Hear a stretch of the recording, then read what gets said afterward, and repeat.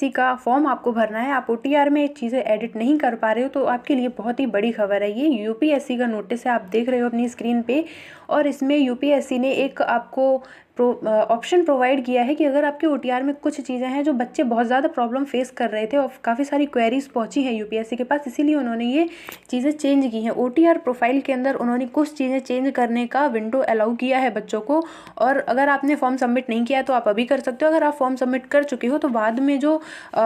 आपको चेंज करने के लिए एक अलग से विंडो प्रोवाइड किया जाता है 7 दिन का, उस टाइम पे आप जो चीज़ें ओटीआर के अंदर ये चेंज कर सकते हो। क्या क्या चीज़ें चेंज करने के लिए अलाउ किया है वो हम देख लेते हैं, बहुत ही इंपॉर्टेंट। सबसे पहले तो have you ever change your name, क्योंकि ये बहुत ज़्यादा क्वेरी पहुंच रही है यूपीएससी के पास कि काफ़ी सारे बच्चों ने क्या किया कि मतलब उनका 10th की मार्कशीट से नेम मैच नहीं था, कुछ थोड़ा बहुत इधर उधर था, उन्होंने इसको यस करके अगर फिल कर दिया तो अभी उसमें सर्टिफिकेट रिक्वायर कर रहा है, आपको फॉर्म प्रोसीड नहीं कर पाओगे अगर आपके पास सर्टिफिकेट नहीं है। तो इसीलिए यूपीएससी अब इस ऑप्शन को चेंज करने का आपको दे रहा है कि आप चाहो तो चेंज कर सकते हो, यस नो जो करना चाहो कर सकते हो। यानी ओटीआर के अंदर वैसे एडिशन मतलब आप एडिट नहीं कर सकते हो ओटीआर, बट अभी ये 4 चीज़ें जो है ये आप चेंज कर सकते हो अपने ओटीआर के अंदर। दूसरी है जेंडर, यानी गलती से मेल फीमेल कुछ एक्सचेंज हो गया है तो वो आप एडिट कर सकते हो। तीसरा है माइनॉरिटी स्टेटस, क्योंकि क्या है अभी इस बार हमने देखा है कि पूजा खेड़कर मामले के बाद यूपीएससी बहुत ज़्यादा स्ट्रिक्ट हो गया है। SC ST OBC EWS कोई भी अगर आप रिजर्वेशन ले रहे हो तो बहुत ज़्यादा उसमें डॉक्यूमेंटेशन और बहुत ज़्यादा इन्फॉर्मेशन मांगी है, तो कई बच्चे चाहते हैं कि वो जनरल से फॉर्म भर दें,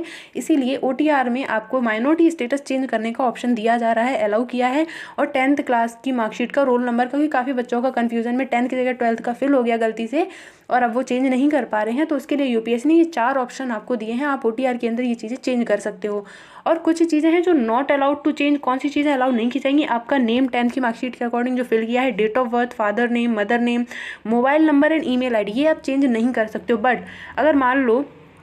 आपका फ़ोन जो है आपका उसके एक्सेस खो गया है या फिर ईमेल आईडी आप लॉगिन नहीं कर पा रहे हो, आपकी खो गई है, तो उस केस में आप क्या कर सकते हो चेंज करने के लिए, क्योंकि क्या है आप फॉर्म नहीं भरोगे ये तो कोई ऑप्शन नहीं है, तो उसके लिए ऑप्शन दिया हुआ है कि देखो अगर आपका